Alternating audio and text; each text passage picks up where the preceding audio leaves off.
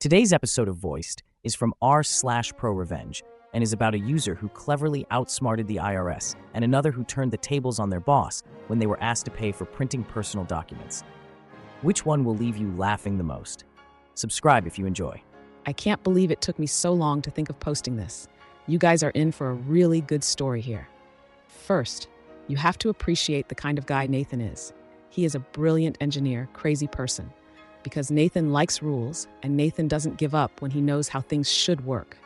I like to get him to tell the story whenever we're together, because he doesn't even see why it's funny. It's just how he deals with all problems. Nathan was like if you saw Sisyphus and you thought, maybe I should try to stop him. But then one day, the boulder was on top of the hill, and you go and ask Sisyphus how he did it, and he replied, it was simple. I just kept pushing it forever and ever, and eventually, the mountain gave up. A real grade 19 bureaucrat. He just works systems through problems no matter how daunting they should seem. Until one day, when Nathan's unstoppable force met an immovable object. I came into work and saw checks and envelopes spread all over his desk, and Nathan was filling them out with the kind of grin Steve Buscemi might have crossing names off a list with a tube of lipstick. I ask him about it, and he calmly starts explaining that he's having trouble with the IRS. I probe a little deeper since that in no way explains more than one check or envelope, and he starts telling me about how last year during tax season he was in China for work, so he started filling his taxes out early while at his parents' house. He owed a little, but left before he could mail it in, but he remembered while in China and paid it online. But then his parents, thinking he forgot, wrote a check for him and mailed his taxes in too. So now his taxes would be paid twice. So they said, don't worry about it, we'll cancel the check. Well, it turns out that New York State Department of Taxation and Finance has a canceled check fee of something like $40, and they sent Nathan a bill and penalty for the $40. That was it. That was the whole story, a $40 fee. Nathan, why do you have 20 checks on your desk? Oh, well, after I explained to them what was wrong with the fee, they didn't get it. So Nathan spent the next 4 weeks escalating the issue to the point that he got a case officer, a real live human agent on the phone with a case number.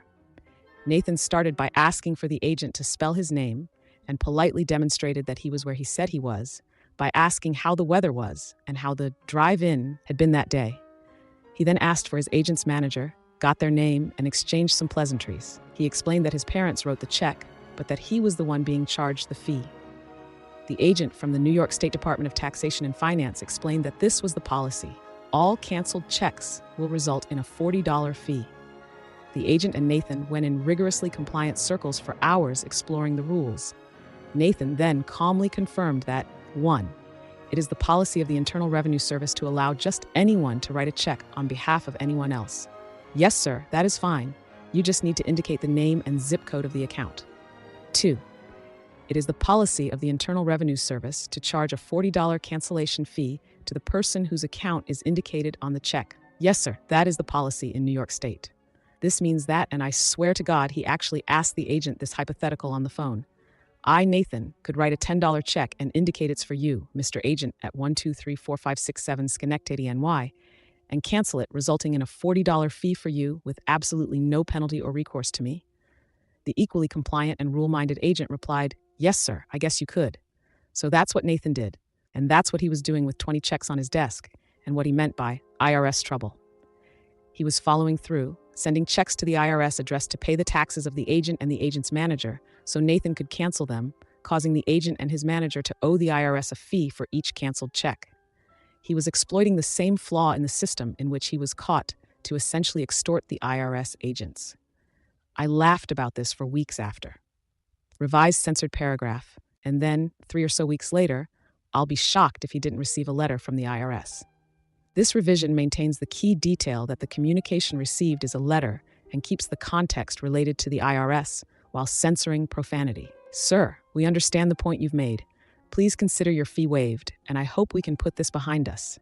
My coworker got the Internal Revenue Service to reverse a fee because he found a way to use a loophole to force the IRS agent to have to pay the fee too. So I texted Nathan on his wedding weekend in China since it's blowing up, and he had some corrections.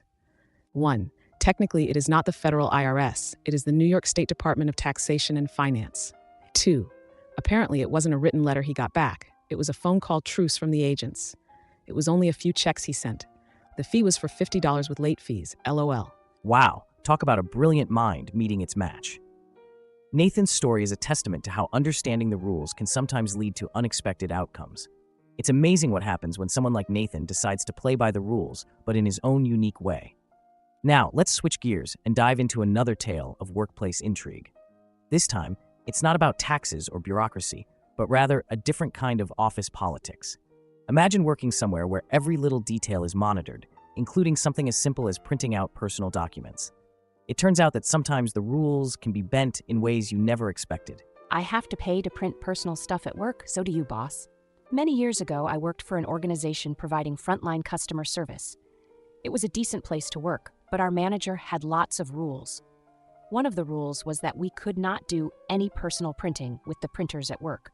If we did, we were expected to pay 50 cents per page for black and white printing and $1 per page for color. I'm not sure who made this rule, but the manager was constantly reminding us. Our desks were not assigned. This meant that any day you could be sitting at any desk depending on your assigned tasks for the day. One day, I was interviewing for another job within the organization, but at another location. Prior to the interview, the manager of the other location asked me if I would mind printing a copy of my resume and bringing it with me as their printers were down for the day. I said no problem and figured I'd print it at work since it was work-related. I was sitting at a desk that did not have a printer at it. The closest printer was located between my manager's desk and an employee desk, so I printed it and stood up to go get it. Before I went to the printer, my manager got there first. My print job went ahead of hers. When she saw what I had printed, she said, "Oh, this looks like a personal print job." I explained it wasn't, but she disagreed and said since it had nothing to do with our day-to-day work, I had to pay. $2 for 4 black and white pages. I begrudgingly paid up. I asked her what happened to the money, and she said she always put it in the Christmas party fund. All right. A few weeks later, I was sitting at the desk with the printer at it.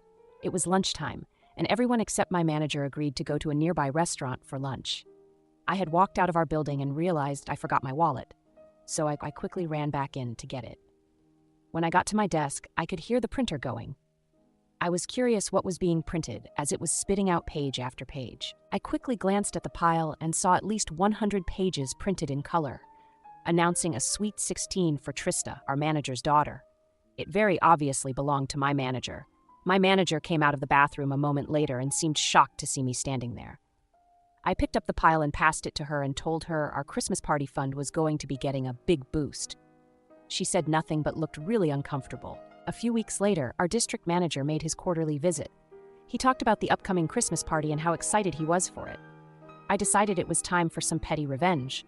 I raised my hand and said, "Just wondering how much we've accumulated this year for the Christmas party from print jobs." He looked so confused and asked me to explain what I meant. So I told him our manager's rule. He got really quiet and said he'd have to review this. The next day, my manager sent an email saying the printing rule was something she was misinformed on and would be abolished immediately. Me, being the little troublemaker I am, hit reply all and asked what would happen to the already accumulated funds. Someone else said we should have a nice healthy fund for a pizza lunch, and everyone agreed. The next day, I heard my manager ordering 10 pizzas for lunch. She also used her own personal credit card to pay for it all.